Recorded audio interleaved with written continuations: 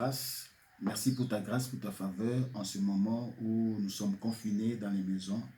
Nous te recommandons cette parole en tes bonnes et saintes mains. Parle-nous, ton peuple, réuni encore ce soir, dans le nom puissant de Jésus.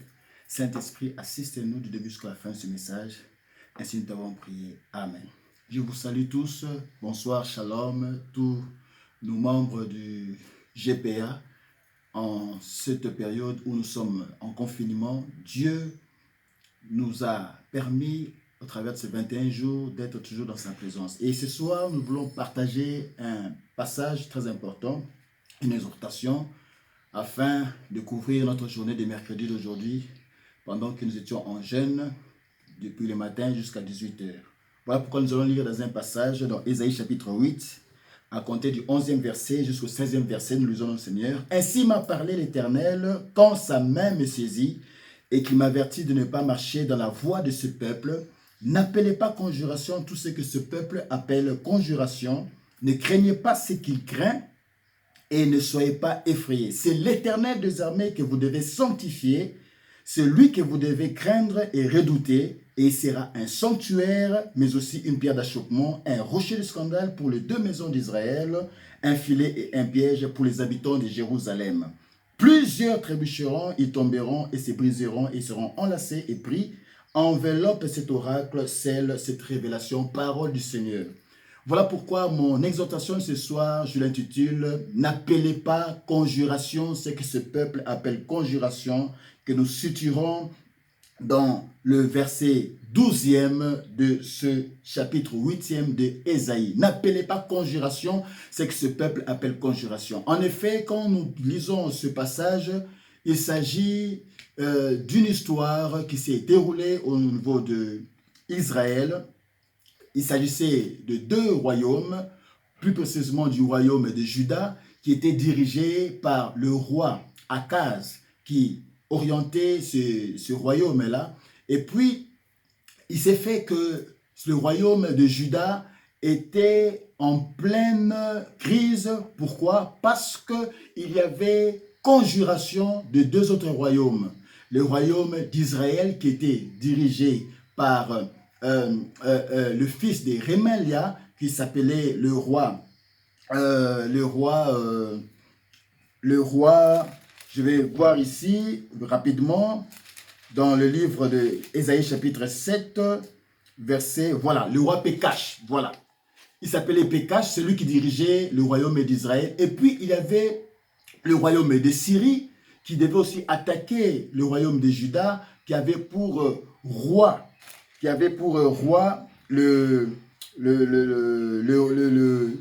royaume, qui avait pour roi, le nom m'échappe ici, j'aimerais vérifier ici, à partir du chapitre 7e, voilà, le roi Rétsin, c'est lui qui était le roi du royaume de Syrie. Alors, ces deux royaumes ont voulu attaquer Juda, qui avait pour roi Akaz. Et la Bible dit, lorsque le roi Akaz entendit cette nouvelle, il a paniqué et tout le peuple ont paniqué à la fois ensemble avec le roi Akaz. C'est alors que Dieu envoya son prophète, le prophète Ésaïe, pour dire à Akaz de ne pas avoir peur, de ne pas craindre le complot ou la conjuration de ces deux nations. Voilà pourquoi il était allé dire à Akaz. Et quand vous lisez le chapitre 7e, vous comprendrez ce que le prophète Ésaïe avait dit à Akaz. Et selon la révélation qui avait été donnée, il avait dit au roi Akaz de ne pas craindre ce deux bouts de tisson fimant. Parce que Dieu allait faire quelque chose. Et il avait demandé au roi Akaz de demander un signe de la part de l'Éternel, mais le roi Akaz avait refusé de demander un signe. C'est alors que lui-même, Dieu a donné le signe au truchement du prophète Ésaïe en disant ceci, c'est pourquoi le Seigneur lui-même vous donnera un signe. Voici la jeune fille deviendra enceinte et elle enfantera un fils et elle lui donnera le nom d'Emmanuel. Il mangera de la crème et du miel jusqu'à ce qu'il sache rejeter le mal et choisir le bien. Mais avant que l'enfant sache rejeter le mal et choisir le bien, le pays dont tu crains le deux rois sera abandonné. Voilà la révélation que le prophète avait amenée au au roi Akaz. Mais quand vous lisez encore dans le 8e chapitre, toujours là dans lequel nous sommes, à partir du 1er verset jusqu'au 10e verset, vous comprendrez que le prophète, Dieu lui indiquera encore une autre chose, c'est quand il est allé s'associer avec sa femme qui était une prophétesse, elle a conçu et elle a donné au nom un fils du nom de Maher Shael Kashbaz, qui veut dire butin et puis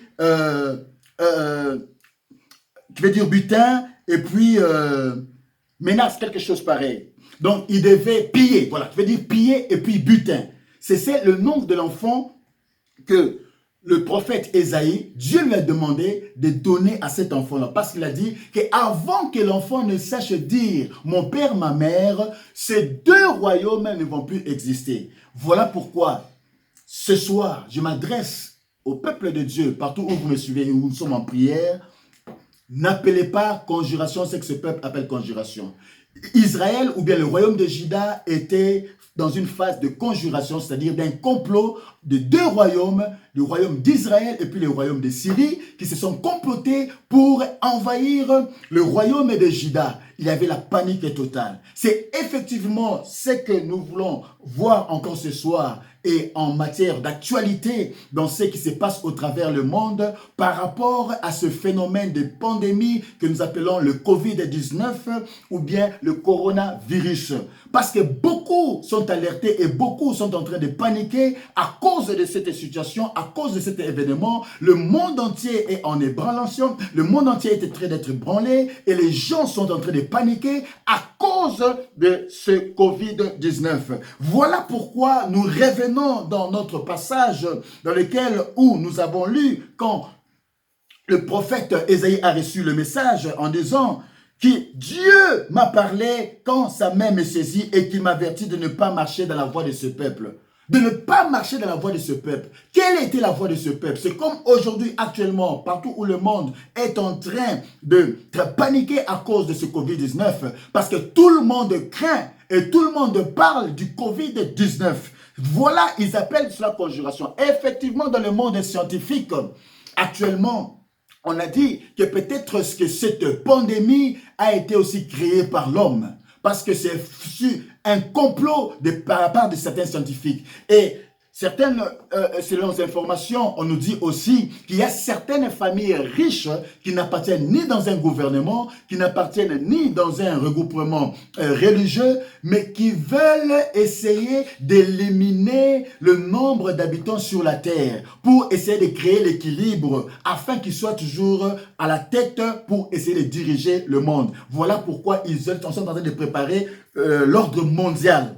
Et c'est ça déjà qui est déjà un complot. Et c'est pour ça que vous voyez aussi, on parle aussi de la vaccination. Au lieu de vacciner les gens qui sont en Europe, aux États-Unis, où il y a beaucoup plus de cas qui ont été contaminés, mais on veut amener ces vaccins plus précisément en Afrique. Tout ça, c'est pourquoi? C'est à cause de ce complot pour essayer d'exterminer le plus nombre possible des habitants afin qu'il y ait équilibre comme ils le disent. Voilà pourquoi cet après-midi et ce soir, je vais rappeler à tous nos bien-aimés du GPA, en tant qu'enfants de Dieu, en tant que serviteurs de Dieu, nous n'avons pas à avoir ce langage comme à tout le monde en parlant des conjurations. Voilà pourquoi le prophète Ésaïe rappelait au peuple de Juda que n'appelez pas conjuration, c'est que ce peuple appelle conjuration. Alléluia. Ne craignez pas ce qu'il craint et ne soyez pas effrayés. C'est l'Éternel désormais que vous devez sanctifier. Voilà le problème qu'il y a ce soir. Nous ne devons pas avoir peur de ce Covid-19.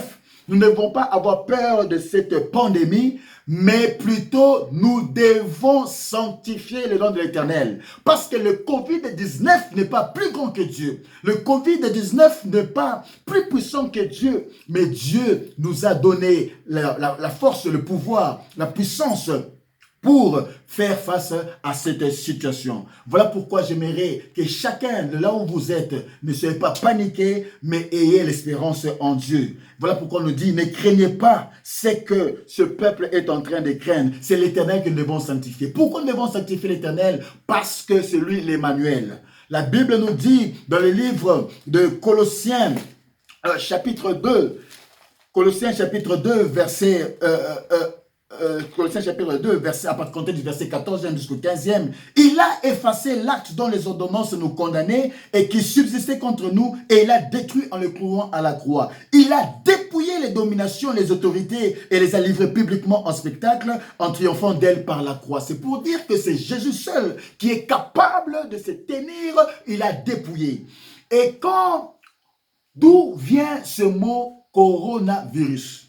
Les scientifiques ont observé ce virus et ce virus avait la forme d'une couronne. Voilà pourquoi cette connotation latine, ce langage qui vient de l'espagnol ou du portugais, corona. Et en portugais, c'est coroa. En espagnol, c'est corona, qui veut dire couronne. Donc, ça veut dire que ce virus a la forme d'une couronne. Alors, voilà pourquoi on ne peut pas continuer à appeler cela coronavirus. Pourquoi? Parce que là où il y a la couronne, il y a un règne. Et au fur et à mesure qu'on est en train de prononcer ce mot coronavirus, c'est pour dire que, en d'autres termes, que ce virus continue à régner sur nous. Or, là où il y a un règne, tous les peuples sont le sujet du roi. De la même manière, on a qualifié ce virus, cette pandémie de Covid-19, qui veut dire la coronavirus, qui est une couronne. Et là où il y a la couronne, il y a les règnes. Plus nous sommes en train de confesser cette couronne, plus cette virus va commencer à régner sur le peuple. Voilà pourquoi on doit nous opposer à continuer à confesser ce nom. Le nom que nous devons confesser, c'est le nom de Jésus qui est au-dessus de tous les noms. Voilà pourquoi j'aimerais dire ce soir, nous ne devons plus appeler coronavirus, mais nous devons l'appeler dans une autre connotation. Toujours dans un mot latin qui vient des langues latines. Et si on doit l'appeler autrement, on doit l'appeler caído virus. Caído en espagnol, en portugais aussi, ça veut dire déchu, qui veut dire qui a été déchu. Déchu virus. Voilà pourquoi ça n'aura plus d'effet sur nous quand on l'appellera déchu virus. Pourquoi? Parce que nous voulons sanctifier le nom du Seigneur. Et quand on sanctifie le nom du Seigneur, on se rappelle de ce que Christ a fait à la croix. Parce qu'en Colossiens, où nous avons lu, on nous a dit qu'il a dépouillé les autorités. C'est-à-dire que même ce code de virus ici a été dépouillé. Voilà pourquoi on l'appelle déchu virus.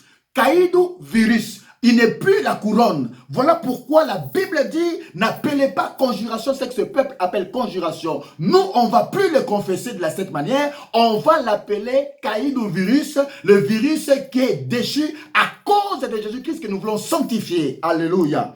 Voilà pourquoi la Bible nous dit que si on sanctifie le nom du Seigneur, c'est en ce moment-là que nous donnons gloire à Dieu.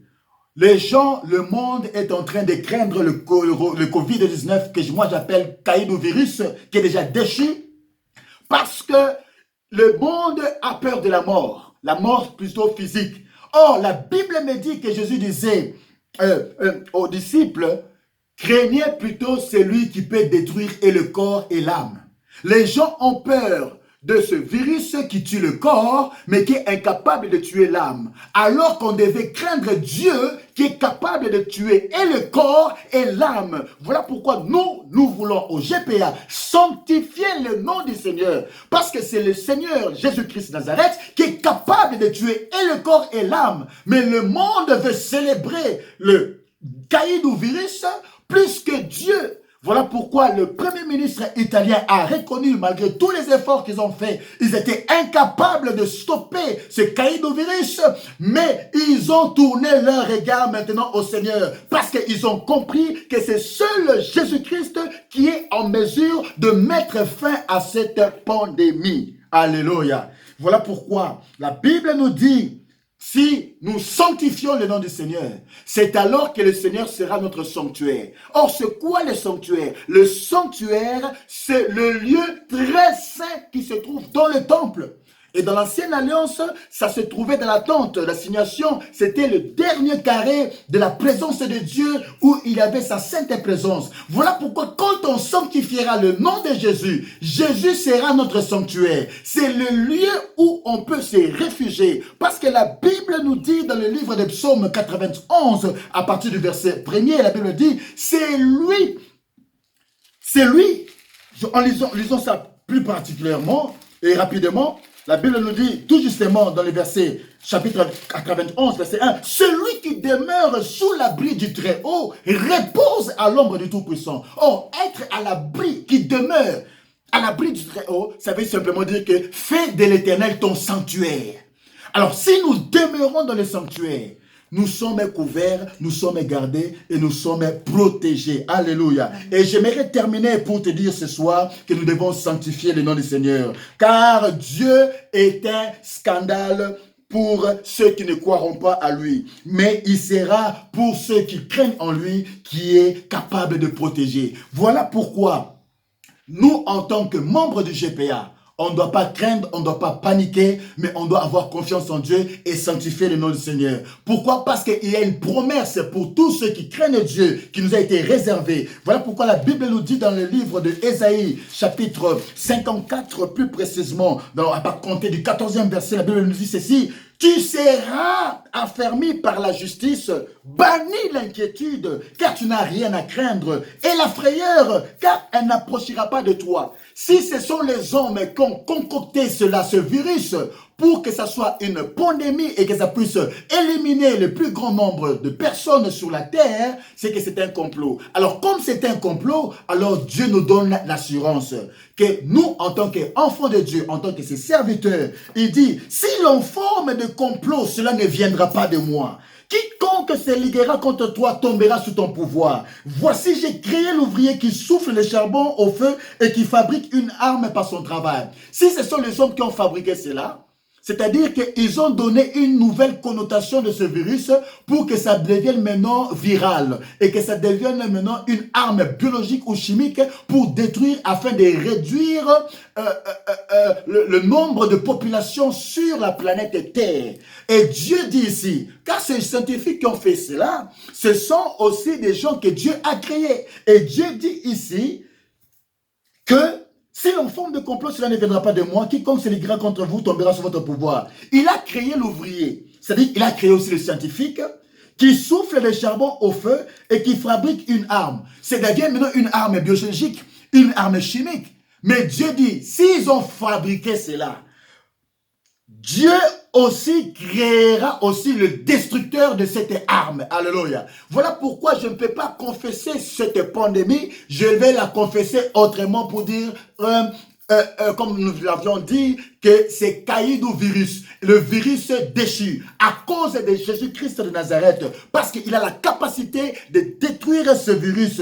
Et voilà pourquoi il nous rappelle dans le verset 17, « Toute arme forgée contre toi sera sans effet, et toute langue qui se lèvera en justice contre toi, tu la condamneras. » Nous sommes en droit de condamner ces caïdou virus, ces virus déchus, parce que Dieu nous a donné la promesse. Il a dit, tel est l'héritage des serviteurs de l'Éternel. Donc c'est pour dire que cette promesse, c'est pour les serviteurs de l'Éternel. En tant qu'enfants de Dieu, nous avons la protection de Dieu. Nous avons l'assurance de Dieu. Partout où nous pouvons être confinés, alors que nous respectons les consignes de corps médicaux, les consignes du gouvernement, mais cela ne doit pas amener la panique. Parce qu'il y a des autres qui ont la panique à cause de l'économie qui est en train aussi de branler les nations. Mais je nous dis ce soir, ayons les regards tournés vers le Seigneur. Sanctifions le nom du Seigneur. Élevons le nom du Seigneur. Brandissons le nom du Seigneur. Il sera pour nous un sanctuaire. Il sera pour nous un refuge. Voilà pourquoi je suis venu vous encourager ce soir, en ce mercredi où nous sommes encore en confinement, que n'ayez pas peur. N'appelez pas conjuration ce que ce peuple appelle conjuration. N'appelez pas coronavirus, parce que quand vous dites corona, c'est-à-dire que vous voyez la couronne et ça va continuer à régner. Or, nous, en tant qu'enfants de Dieu, on doit l'appeler maintenant caïdou virus. C'est-à-dire le virus qui est déchu. Pourquoi déchu? Parce que Jésus, à la croix de Golgotha, a vaincu et il a détrôné Satan. Toute forme de maladie, toute forme de virus, toute forme de pandémie, toute forme de peste, parce qu'il est capable. Si Dieu a permis ces choses, c'est pour que les nations et les peuples reconnaissent que seul Jésus est le guérisseur. Voilà pourquoi on l'appelle Jéhovah Rapha. C'est lui que nous devons sanctifier. Et plus on le sanctifie, alors sa main sera agissante et il va nous préserver. Que la paix soit dans vos esprits et que la peur quittez vos âmes, car Jésus-Christ est notre seul secours. Voilà pourquoi nous voulons prier présentement, demander à Dieu que sa miséricorde soit sur le peuple, sur les nations. Car la Bible nous dit, si le peuple sur qui est invoqué mon nom s'humilie et se répand, revienne ses mauvaises voies, je lui répondrai et je guérirai son pays. Voilà pourquoi on va prier ce soir. Dans les intentions de prière, partout où vous êtes, confinés dans les maisons, nous allons prier, demander, implorer la miséricorde de Dieu. Parce que nous avons compris, ce n'est pas par notre force, ni le gouvernement, et les riches et les pauvres, tous se sont confinés. Alléluia. Et d'ailleurs, même là où il y a la propreté, il y a certaines personnalités qui sont atteintes de ce Covid-19. Mais Dieu nous veut quelque chose. Dieu veut nous garder et nous protéger. Voilà pourquoi c'est lui qui demeure à l'abri du Très-Haut, qui fait du Très-Haut sa haute retraite. Alléluia. Repose à l'ombre du Tout-Puissant. Or, reposer, ça veut dire faire confiance en Dieu. Nous devons placer notre confiance en Dieu. Quelle que soit la situation, quel que soit le moment difficile, Dieu sera notre protection. Et pour nos familles, partout au monde où ils peuvent se trouver, Dieu sera là comme notre garantie. Voilà pourquoi nous voulons prier encore ce soir. Implorer la miséricorde de Dieu. Prions partout là où vous êtes. Et après avoir invoqué la miséricorde de Dieu, on va s'élever comme étant l'armée de Dieu pour combattre ces caïdovirus. Ce virus qui a été vaincu à la croix de Golgotha afin que Dieu étende sa main et que la paix vienne au travers les nations, le peuple et ici personnellement, ici dans notre nation, en Afrique du Sud, que Dieu soit là. Nous prions au nom de Jésus. Que Dieu vous bénisse là où vous êtes et ayez espérance en Dieu. Ne tremblez pas, mais sanctifiez le nom du Seigneur parce que Dieu est capable de détruire et le corps et l'âme. Le caïdovirus peut tuer seulement votre corps, mais ne tuera pas votre âme. Alors, ayez l'espérance en Dieu, car Dieu est capable de tout. Nous prions au nom du Seigneur Jésus. Seigneur éternel, mon roi, nous implorons ta miséricorde. Partout où ailleurs sont confinés ton peuple, ô éternel mon roi, nous implorons ta miséricorde. Que ta miséricorde soit sur nous. Que ta miséricorde, ô éternel mon roi, papa, soit sur le peuple. Que ta miséricorde soit sur chaque membre du GPA. Afin que, Seigneur mon Dieu, mon roi, papa, tu puisses nous épargner de ces caïdovirus. Ces virus qui a été vaincu à la croix de Golgotha. Il y a cela 2000 ans, Seigneur mon roi. Que ça n'ait aucun impact dans la vie de chacun de nous. Dans le nom puissant de Jésus. Nous te demandons, papa, d'étendre ta main. Étends ta main, papa, mon roi, afin que, Seigneur, la guérison soit, éternel, mon roi, notre partage. Nous avons confiance en toi, éternel, mon Dieu, mon roi. C'est dans le nom puissant de Jésus que ton sang, Seigneur, mon roi, couvre les nations, couvre le peuple, parce que nous avons compris, il n'y a que toi qui es capable de faire et d'agir. Interviens, Seigneur, mon roi. Donne la paix à ceux qui sont confinés dans les maisons. Éternel, l'espérance se trouve en toi, la personne de Jésus-Christ qui est capable de tout. Dans le nom puissant de Jésus, ainsi nous avons prié et nous disons Amen. Continuez à prier. Après cette exhortation, chacun selon que le Saint-Esprit l'amène à prier et nous sommes ensemble et nous continuons notre prière, notre intercession pour que Dieu étende sa main afin que cette pandémie soit mise hors d'état de nuire. Que Dieu nous bénisse et que Dieu vous bénisse. In Jesus' name, mighty God. Amen.